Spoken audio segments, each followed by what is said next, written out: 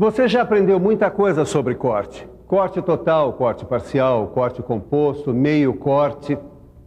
Também já estudou a representação em seção, que é semelhante à representação em corte.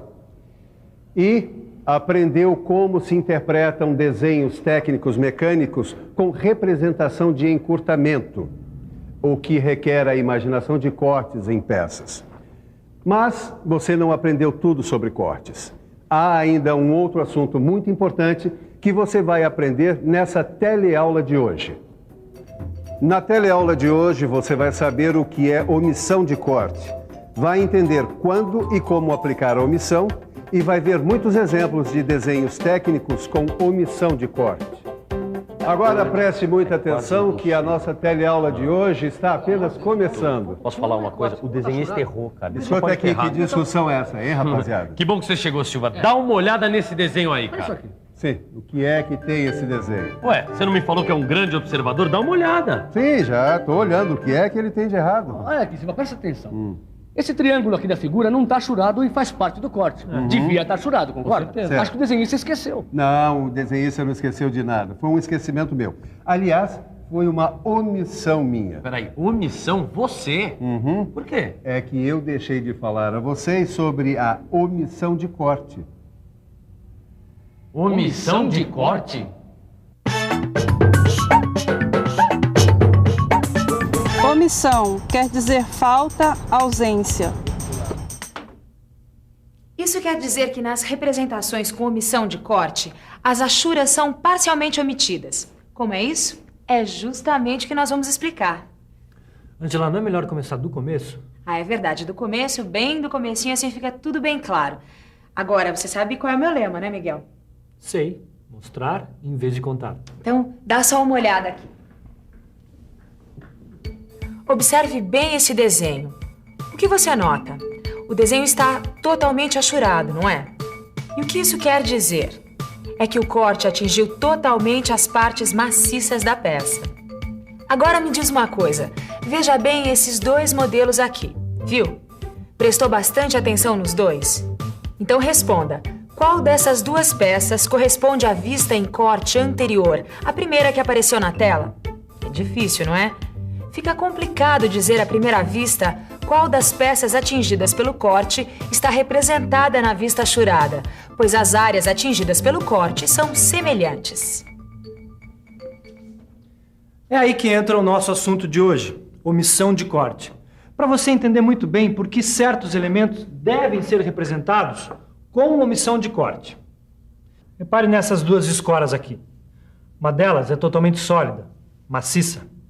Enquanto a outra tem uma estrutura mais leve, tem essa nervura, quer dizer, menos quantidade de partes maciças.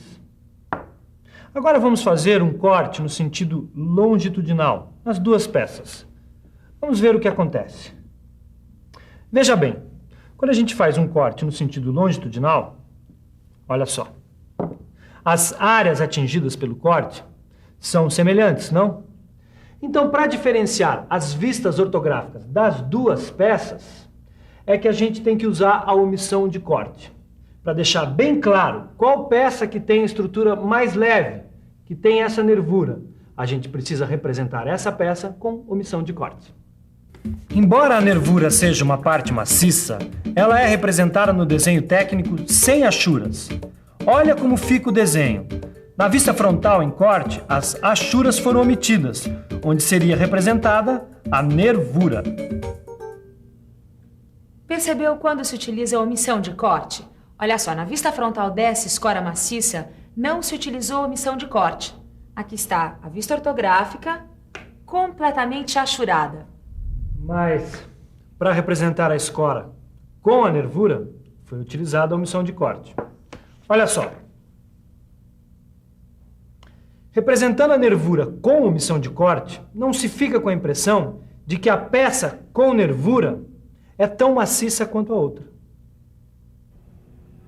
Bom, afinal de contas não é tão difícil assim entender quando a gente precisa da omissão de corte, né? Eu também entendi que a omissão de corte serve para diferenciar uma peça maciça de uma outra que tenha, por exemplo, uma nervura.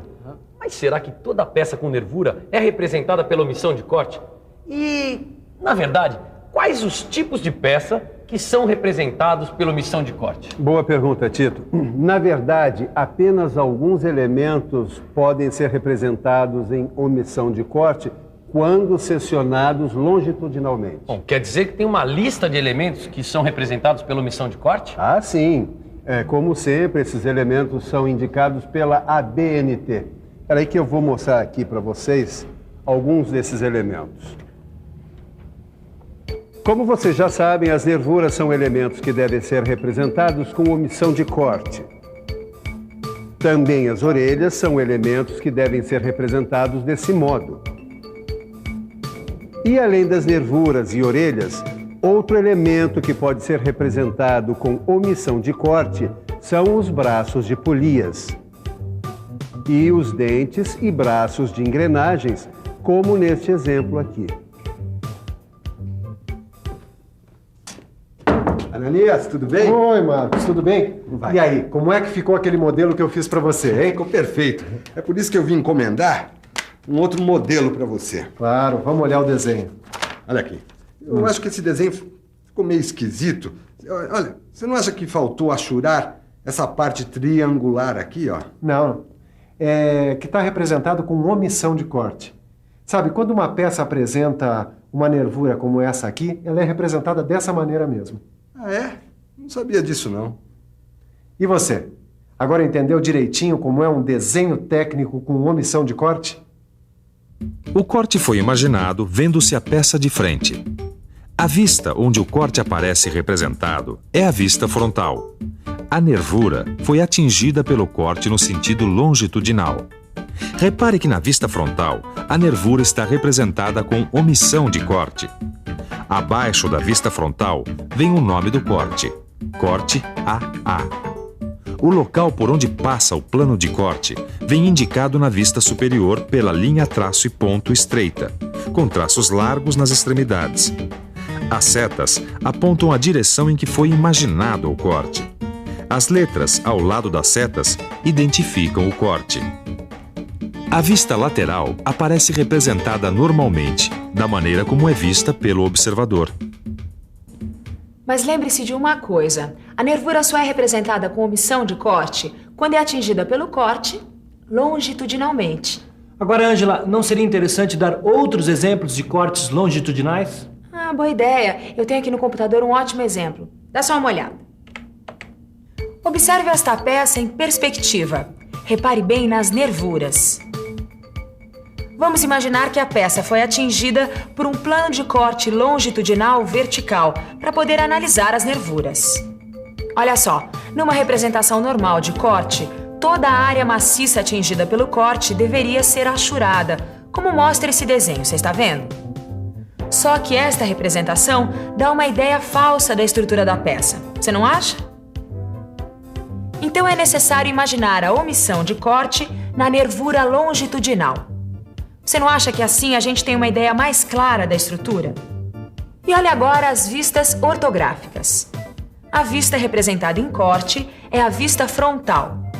E nela, a nervura atingida longitudinalmente pelo corte é representada com omissão de corte. A nervura transversal é representada achurada. E agora imagine a mesma peça cortada ao meio por um plano de corte transversal. Nesse caso, a vista atingida pelo corte é a lateral. A nervura longitudinal deve ser representada achurada, porque foi atingida transversalmente pelo corte. E a nervura transversal deve ser representada com omissão de corte. Repare nas vistas ortográficas da peça cortada pelo plano transversal. Olha a vista lateral representada com omissão de corte. E por fim, imagine outra possibilidade. A mesma peça cortada por um plano de corte longitudinal horizontal. Tanto a nervura longitudinal como a nervura transversal foram atingidas pelo corte no sentido transversal. Nesse caso, não há necessidade de representar as nervuras com omissão de corte. No desenho técnico, as duas nervuras devem ser achuradas, como nesta vista superior. Bom, essa história de omissões de corte em nervuras Tudo bem, eu já entendi. Agora, e nos outros elementos? Por acaso você tem alguma coisa para mostrar pra gente aí, Silva? Ah, tenho sim. Beleza, hein? Mas eu sabia. Aqui. Deem uma olhada nessas polias. Agora, reparem bem que as estruturas das polias são diferentes. Essa aqui possui braços. Tudo bem.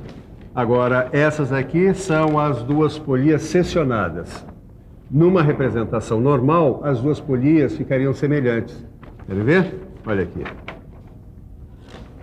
Nossa. E parece a mesma peça, sem tirar nem pôr. Por isso, os braços da polia são representados com omissão de corte no desenho técnico. Olha aqui. Poxa, é o mesmo processo das nervuras. Agora dá para ter uma noção mais real da estrutura da peça. Exato. Essa é a função da omissão de corte. Dar uma ideia mais real, a mais aproximada possível da estrutura da peça e tornar o desenho técnico mais preciso. E isso serve também para outros elementos como dentes e braços das engrenagens e as orelhas. Hoje eu aprendi bastante coisa. Bom, por isso mesmo, eu acho que está na hora de uma revisãozinha. Você não acha? E atenção, se liga aí que é hora da revisão. Na teleaula de hoje, você aprendeu o que é omissão de corte e como ela possibilita dar uma ideia mais precisa de peças que possuem elementos como nervuras, orelhas, braços e dentes. Viu também que no desenho técnico, as achuras são omitidas quando aqueles elementos são atingidos longitudinalmente pelo corte, embora correspondam a uma parte maciça da peça. Aprendeu que apenas alguns elementos devem ser representados com omissão de corte, como as nervuras, orelhas, braços de polias e dentes e braços de engrenagens. Agora você já sabe como ler e interpretar desenho técnico mecânico com omissão de corte. Mas para que esse conhecimento se transforme em prática, é necessário treinar bastante. Como? Resolvendo os exercícios que acompanham o seu livro. Bons estudos e até a próxima!